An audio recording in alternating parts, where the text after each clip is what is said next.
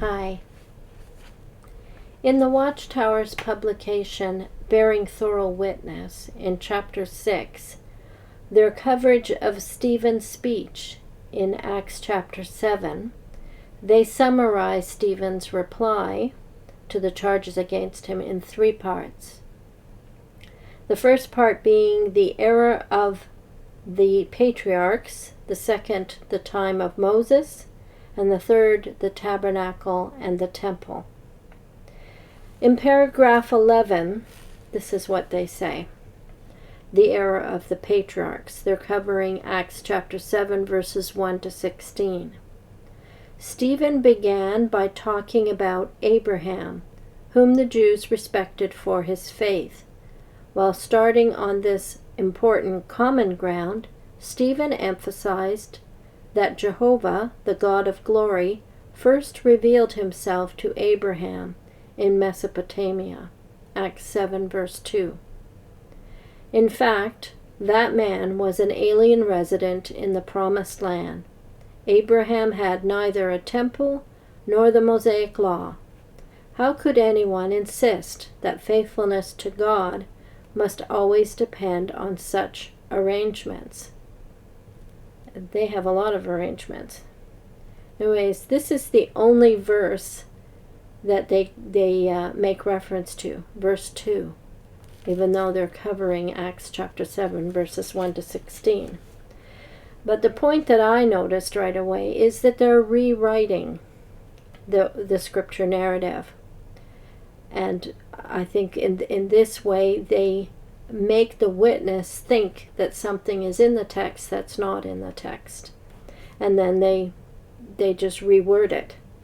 So the only phrase that they quote from Acts chapter 7 verse 2 is the God of glory.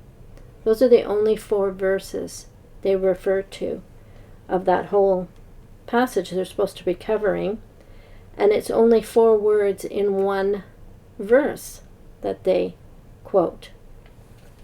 I'm going to read it to you from the New World Translation. Chapter 7, but I'll read you the whole of verse 2. Says, Stephen replied, Men, brothers, and fathers, listen.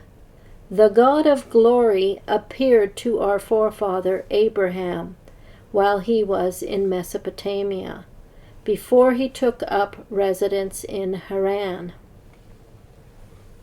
So Stephen does not use the divine name, but in their paragraph they say, Stephen emphasized that Jehovah, the God of glory, first revealed himself to Abraham in Mesopotamia. They've reworded it so that you think that the name Jehovah is there. It's not there. It's not in the text. Stephen is speaking in an acceptable way to his audience. He could have just closed down the conversation right at that first verse if he had used the divine name. Jewish politeness and respect for tradition meant that you would not use the divine name publicly. And he seems to follow that tradition. He uses the acceptable substitute for the tetragram, the God of glory. That's what he says in the text. Stephen does not use the word God revealed himself to Abraham, as they say here. He first revealed himself to Abraham. He uses the phrase appeared to Abraham. Now, Stephen is reviewing the history of Israel. So the passage that he's talking about is in Genesis,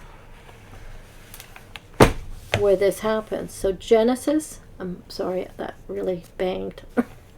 Genesis 7:12, verse 7. Again, I'll read it from the New World Translation. Jehovah then appeared to Abram and said, To your offspring I'm going to give this land. So he built an altar there to Jehovah, who had appeared to him.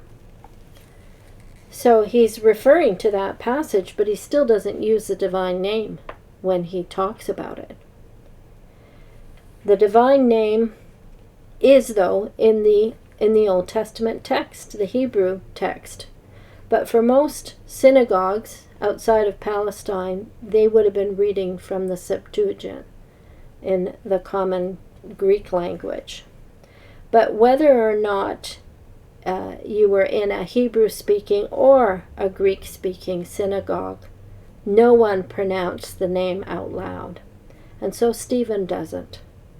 And he wouldn't use it. I'm going to go over the other two summaries in another video. I want to link to a video we did called Do JWs Know You Were Disfellowshipped for Uttering the Tetragram? Yet Jesus Taught in the Synagogues. And the second one is Why No Tetragrammaton in the Sermon on the Mount?